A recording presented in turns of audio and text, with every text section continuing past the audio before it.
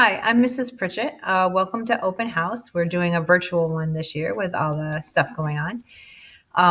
I teach advanced Math 7, so I have your son or daughter in there, and they're exceptionally smart. They're doing a great job. So I want to show you some things that we're working on and how they can get around Google Classroom. Right now, I only have one remote student.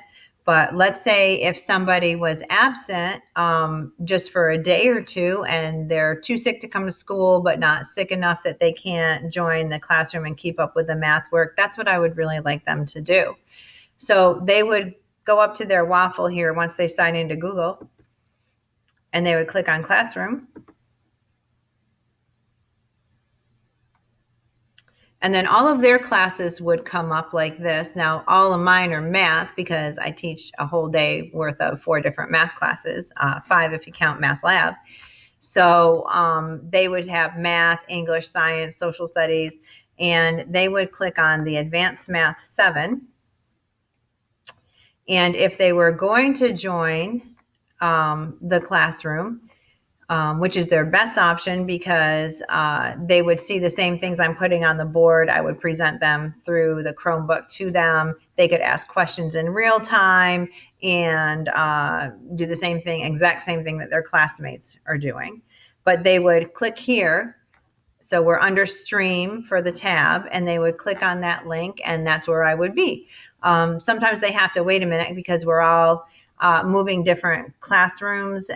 We don't stay in our own classroom, so I have to go down to the first floor to meet with them, and then I have to hook all the wires up and everything like that. So if they could give me a couple minutes, that would be great, and then I would be there. So I also want to show you some things that I've placed in Stream.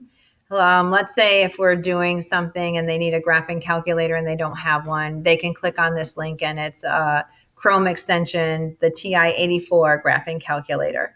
And they could use that for not just graphing, but for regular stuff also. I want to go over my attendance policy and grading policy. So that's here in Stream, so it's always visible. And here we go. So the Advanced Math 7, they're in my class due to teacher recommendation from their 6th grade teacher, their test scores, and then the Math 7 regular teacher and I also look over things. What do we cover? Well, I cover upper level from the regular Math 7 with problem solving, critical thinking. I do advanced Math 7 topics. So if they're learning something on integers, then we do integer word problems and real life things, like just take it to the next level. I do Math 8 topics because if they do well in the class, with my recommendation and guidance recommendation, they can skip Math 8 and go straight to Algebra 1 as an 8th grader. So I have to make sure that they have the Math 8 topics that they're supposed to know. So I cover the Advanced Math 7 and Math 8 that they wouldn't get in Algebra 1. And also some that they would, because I like to go over all the solving stuff so that they're not behind. And a couple of things about this course. It does move at an accelerated pace, and it's designed for kids that are good in math. But the fast pace sort of lets me go through the Advanced Math 7, the stuff that they would skip in Math 8, and the beginning of Algebra 1 stuff, so that they're prepared like the other students are.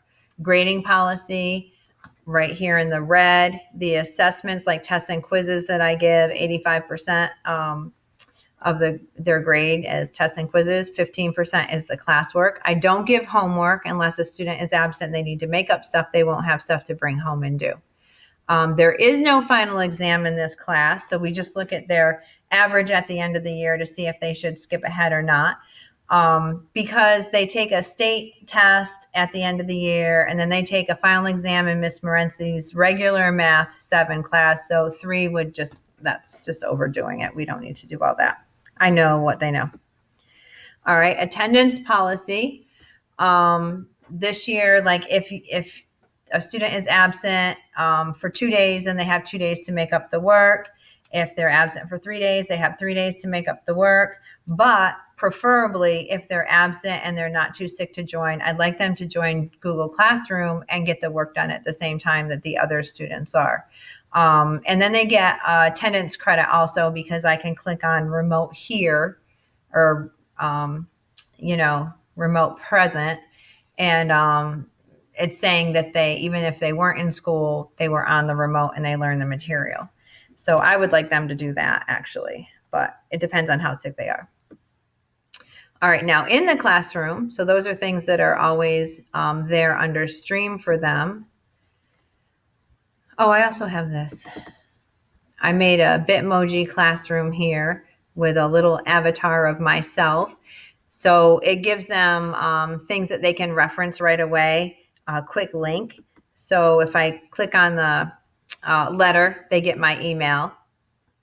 If I click on this where it says Google Cheat Sheet, it's a link for showing them how to do different things on Google Classroom if they forget how to do it. There's the calculator again. And then here's the New York State math reference sheet in case they need to get something off the reference sheet. So that's the last thing in stream. Most of the time, you'll see your students in the classwork section, which is the second tab. So I'll do this remote day. I didn't meet with your students because we only did periods 1 through 5, and I have them 7th period, but they know how to get around Google Classroom. So if we had to all go remote, or if they're absent and they're joining in remotely, they click on the day's date, and there's the topic up above. But they'd click here for the date, and then they'd see all the instructions I have. Now, usually I only have 2 things in, but I had to test all the different formats of things that I use in the classroom to make sure that people at home could do it. So let's say they couldn't join Google Meets and go through the lesson with us together in class. Then I also have an instructional video that they could watch, and this is one I made myself. All right, it's already Wednesday, and we're still doing Pythagorean theorem. Now, this is very quick. It's only 1 slide to go through, because all you're doing is the same skill that we've been doing for 2 days. So, all right, so sometimes I make my own if I don't find any that I like that somebody else has created.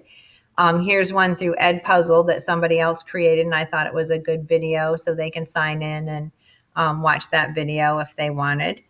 If I do assessments, usually I run them through what's called Problematic. It's a software and a database of Regents questions and state test questions.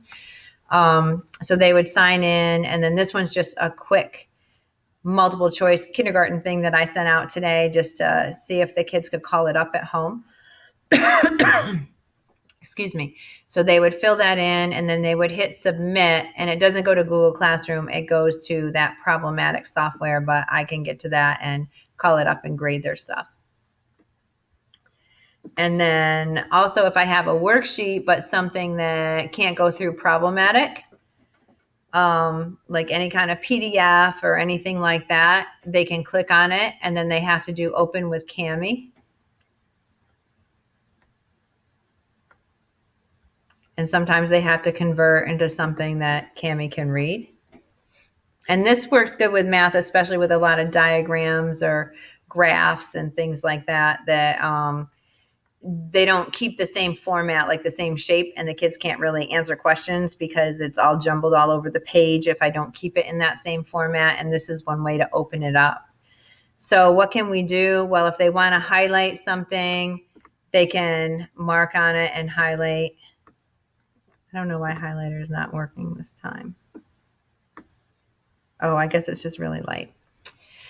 They could do a text box, so they could answer like how many kids like apples. I think that's 4. They could type in it and type like a sentence, or they could just type a number.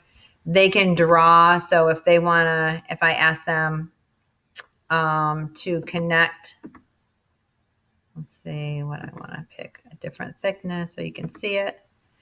And let's do black. If I want to connect and see a trend line here, Well, that wasn't too good because I did it freehand. Not bad. There you go. If I did shapes, well, let's erase that because shapes would give me a straight line. So they can erase if they make a mistake. With the shapes, I could pick a line, and let's do the black again. And this time, it's better for a line because it snaps it right to the corners that I want. And then they can see a trend line here.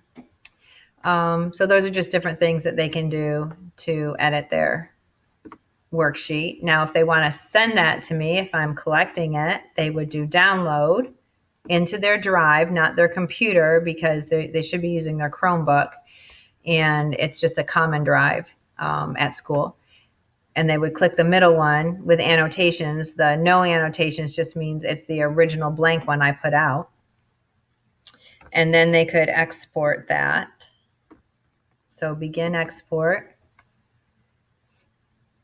The longer it is, this is a short one, the more time it takes. And they would open it in Google Drive. And then once they're in Google Drive, they know how to send that to me to Google Classroom. So it would come up. There it is, right here. And they would click on that, and then they could send it to me. And that's how they would get stuff from home back into me so that I could grade it. And that's pretty much how we're doing Classroom this year in case kids are absent or if they're remote learners.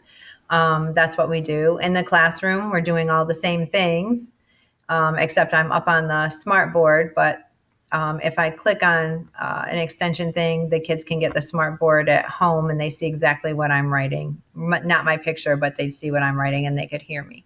So thank you for joining Open House. And if you have any questions, feel free to shoot me an email and I'll try to get right back to you. Thank you.